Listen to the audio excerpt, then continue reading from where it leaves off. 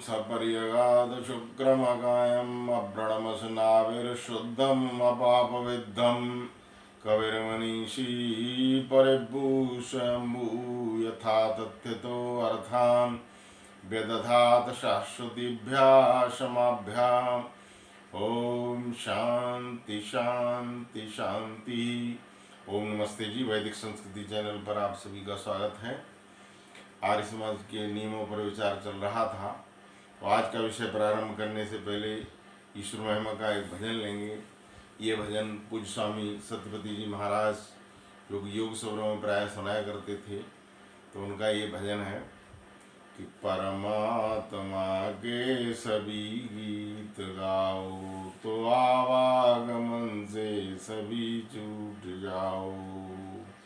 परमात्मा के सभी गीत गाओ तो आवागमन से सभी छूट जाओ। वो दुखियों का हमदर्द अकेलों का साथी, श्रुति जगदाधार है उसको बताती। अजर है अमर है शरण उसकी आओ तो आवागमन से सभी छूट जाओ। है गागर सागर हरा वेद वाणी, चहूँ ऋषियों द्वारा गई जो बखानी। उसी दीप से मन का दीपक जलाओ तो आवागमन से सभी छूट जाओ। परमात्मा के सभी गीत गाओ तो आवागमन से सभी छूट जाओ। वो आनंद घन है सफल दुख हरैया, पिता माता भैया सखाय और भैया। उसी से करो प्रीति प्रीतम मनाओ तो आवागमन से सभी छूट जाओ। है योगी समाधि में जिसको पुकारें, जमाने के वैभव की इच्छा विसारें। जमाने के वैभव की चाना विसारें। उसी में लगन सब तुम भी लगाओ तो आवागमन से सभी छूट जाओ। परमात्मा के सभी गीत गाओ तो आवागमन से सभी छूट जाओ। तो पिछले दिनों आर्य समाज के दूसरे नियम पर ईश्वर के गुणों के विषय में विचार चल रहा था।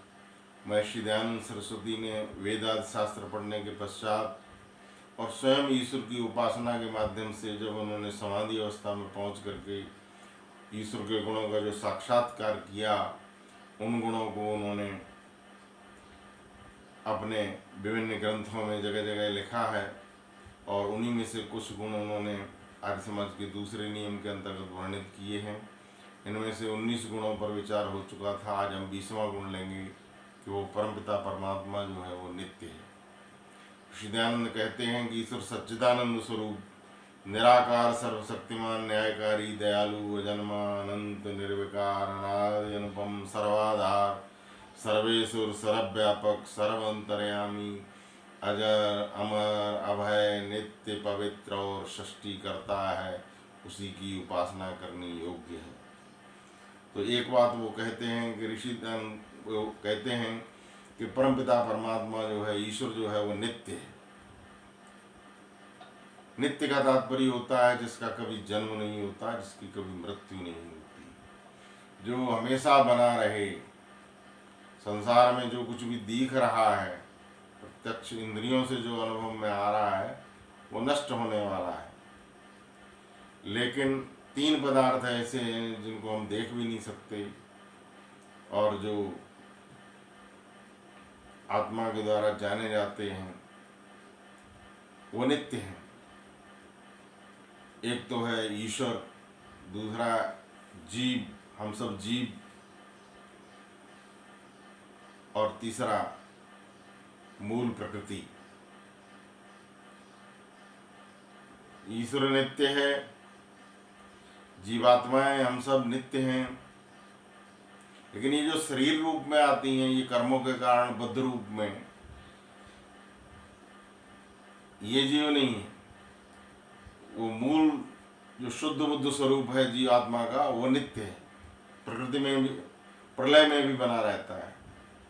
इसी तरह से जिस समय प्रलय होती है, दिखने वाला ये संपूर्ण संसार अपनी मूल अवस्था में अर्थात सत्वरजतम की अवस्था में चला जाता है, तो ये जो दिख रहा है ये उस समय नहीं रहता, मूल प्रकृति बनी रहती है, तो वो भी नित्य है, जीवात्माएं भी नित्य हैं, परमपिता परमात्मा भी नित्य है।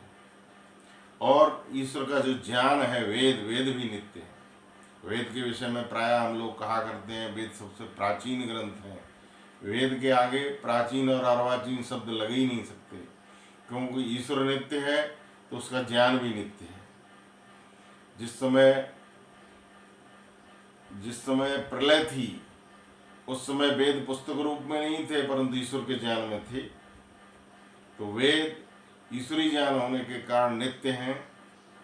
ये अवश्य है कि संसार की जो सबसे पुरानी पुस्तक है वो वेद है, क्योंकि ऋषियों के द्वारा जो वेद प्रकट हुए उनको पुस्तक रूप में लाया गया, तो प्राचीन पुस्तक हम वेद को कह सकते हैं। हमारी सबसे पहली पुस्तक वेद है, लेकिन वेद भी नित्य हैं। तो परमपिता परमात्मा जो है वो नित्य है। नित्य होने का एक कारण और भी है कि जिसका कोई कारण नहीं हो वो भी नित्य होता है। अस्तित्व का कोई कारण नहीं, ईश्वर स्वयं अस्तित्व में। वेद में एक मंत्र जो अभी हमने बोला था, सपरियगा शुक्रमकायम अव्रणोसनाविर शुद्धम पाप विद्धम कविर मनीषी परिभू स्वयंभू। इस मंत्र में जो परमपिता परमात्मा का एक गुण जो बताया गया है, अनेक गुणों का वर्णन है, उनमें से एक गुण है स्वयंभू। स्वयंभू का अर्थ होता है वो स्वयं अपनी सत्ता से प्रकाशमान है, स्वयं प्रकाशमान है, स्वयं विद्यमान है। उसको किसी ने प्रकाशित नहीं किया है, उसको प्रकाशित करने की आवश्यकता नहीं, वो स्वयं दिख रहा है। अज्ञानियों को नहीं दिखता, वैसे दिखता है। तभी तो उपनिषद में कहा गया तदै जयति तन्नय जयति तद्दूरे तद्वंत के तदंतरस्य सर्वस्य तत् सर्वास्य वाहिता। वो चलता नहीं है पर चलने जैसा दिखाई देता है। तदै जयति तन्नय तद्दूरे, वो अज्ञानियों से बहुत दूर है, तदंत के ज्ञानियों के और ईश्वर भक्तों के बहुत पास है। तदंतरस्य सर्वस्य, वो सबके अंदर भी है, तद सर्वास्य वाह्यता, वो सबके बाहर भी है। तो वेद के मंत्र में आया है कि वो स्वयंभू है। स्वयंभू का अर्थ होता है जिसको कोई सत्ता में नहीं लाता, जो स्वयं सत्ता में प्रकाशमान है। हम जो जीवात्माएं हैं वैसे तो हम भी स्वयंभू हैं, लेकिन हम कैसे जानेंगे हम स्वयंभू हैं, या हमारा अस्तित्व जो है वो किसके कारण है? हमारा अस्तित्व इन शरीरों के कारण है, और इन शरीरों को रचना करने वाला, इन शरीरों के अंदर हमारे संपूर्ण अंतःकरण से उस जीवात्मा को बद्ध करने वाला, कर्मों के अनुसार इस शरीर के अंदर कैद करने वाला वो परमपिता परमात्मा है। उसके कारण हम शरीरों में आए हैं, और उस शरीर को देख करके हमारा अस्तित्व पता चलता है। इस तरह से हम पूरी तरह से अपने को स्वयंभू नहीं कह सकते, लेकिन परमपिता परमात्मा को इस तरह से अपना अस्तित्व दिखाने की भी आवश्यकता नहीं पड़ती। तो वो स्वयंभू है, स्वयं सत्ता में विराजमान है। प्रकृति जो है वो भी नित्य है, सत्ता में है, स्वयंभू है उसको कह सकते हैं। लेकिन जो प्रकृति का जो ये रूप दिखाई दे रहा है ये नहीं, ये नित्य नहीं है। मूल पदार्थ तो नित्य हैं, ईश्वर भी नित्य है, हम सब जीवात्माएं भी नित्य हैं। प्रकृति का मूल पदार्थ सत्वरजतम वो भी नित्य है, लेकिन उस सत्वरजतम की अवस्था से इस विशाल प्रकृति के रूप में जो लेकर के आया है वो परमपिता परमात्मा के कारण इस प्रकृति का ये स्वरूप दिखाई दे रहा है। तो प्रकृति जो है अपने स्वरूप में दिखाई देना वो ईश्वर के कारण है, और हम सब जीवों का शरीरों के माध्यम से दिखाई देना ये भी ईश्वर के कारण से है। लेकिन ईश्वर की सत्ता स्वयं विराजमान है, उसको किसी ने प्रकाशित नहीं किया है। ये संपूर्ण सृष्टि प्रकाशित हुई, प्रकाशित होने के पश्चात हमने प्रकृति को भी जाना और अपने जीवों के स्वरूप को भी जाना और ईश्वर को भी जाना। लेकिन ईश्वर को प्रकाशित करने की कहीं आवश्यकता नहीं पड़ी, वो स्वयं प्रकाशित है। इसलिए उपनिषद में आया है नित्यो नित्यानाम चेतनस्य चेतना नाम। श्वेतासुर उपनिषद में ही आता है कि वो नित्यों का भी नित्य है। जो जीवात्माएं और प्रकृति है उन सब का वो नित्य होते हुए भी उनका भी नित्य वही है। चेतनस्य चेतना नाम, और चेतनों का भी वो चेतन है। जितना भी संसार में चेतनता है, चाहे जीवों के अंदर हो, प्रकृति के अंदर भी चेतनता है। पानी ऊपर से नीचे की ओर बहता है, जड़ पदार्थ होते हुए भी उनमें चेतनता दिखाई दे रही है। कोई भी जड़ पदार्थ जो है वो नष्ट होता रहता है। तीन काम उसमें निरंतर होते रहते हैं, उत्पत्ति वृद्धि विनाश। तो ये जड़ पदार्थों में भी एक जो गति है, जो चेतनता के, जो गति के कारण चेतनता दिखाई दे रही है, जीवों में तो है ही चेतनता।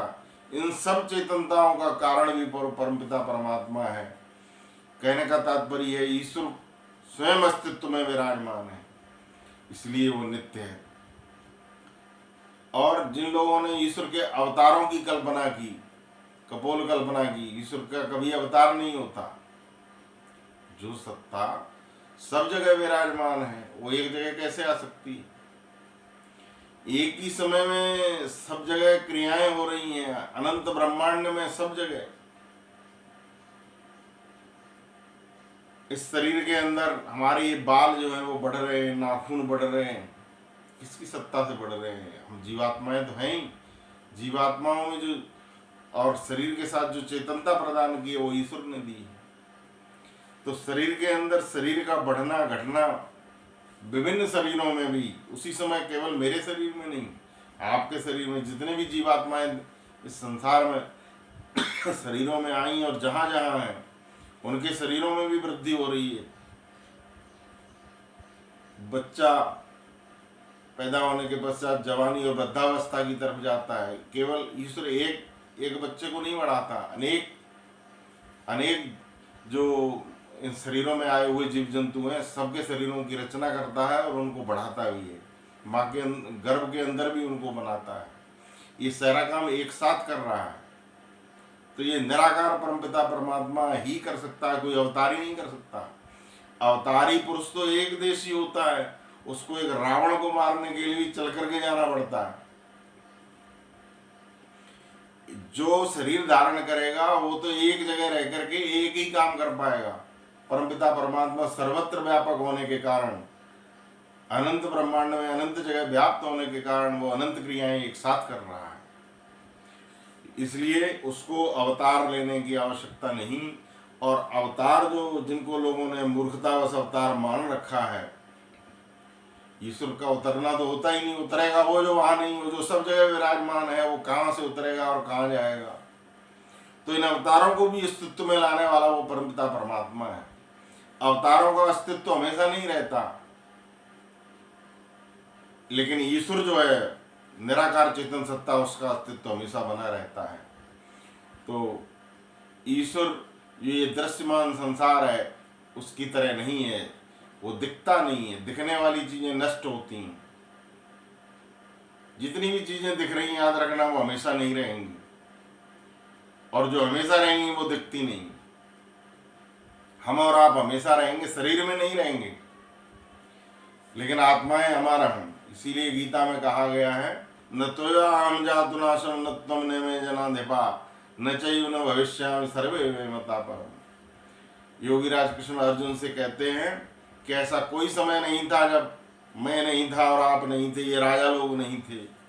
ऐसा कभी समय नहीं होगा जब आप नहीं होंगे, मैं नहीं होऊंगा, ये राजा लोग नहीं होंगे। अर्थात आप भी नित्य हैं, मैं भी नित्य हूँ, और ये राजा लोग भी नित्य हैं क्योंकि आत्माएं नित्य हैं। तो जो दृश्यमान जो शरीर दिख रहे हैं वो तो नहीं रहेंगे, आत्मा रूप जो इनका जो है आत्म स्वरूप है वो हमेशा बना रहेगा।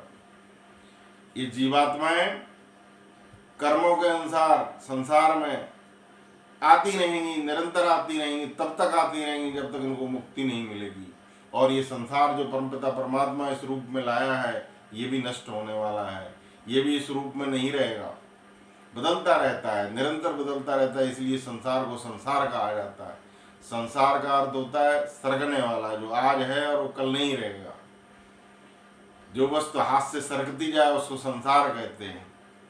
जगत भी इसका नाम है, जो चलता रहे उसको संसार कहा जाता है। लेकिन परमपिता परमात्मा अटल है, अचल है, निश्चल है, और इसलिए वो नित्य है। नित्यों का भी नित्य है, चेतनों का भी चेतन है। तो इसलिए ऋषि दयानंद कहते हैं, जो नित्यों का भी नित्य है, चेतनों का भी चेतन है, और जिसमें अनेक अनंत गुण हैं, उसी की हम उपासना करें, तभी उन गुणों से कुछ मिलेगा। तो आइए ऋषि दयानंद वाला जो आर्य समाज के दूसरे नियम में ईश्वर के गुण समझाए गए हैं, उनको अच्छी तरह मान करके और ईश्वर के प्रति सच्ची श्रद्धा उत्पन्न करके उसी की उपासना करें, तभी हमारा और संपूर्ण विश्व का कल्याण होगा। ओम शांति।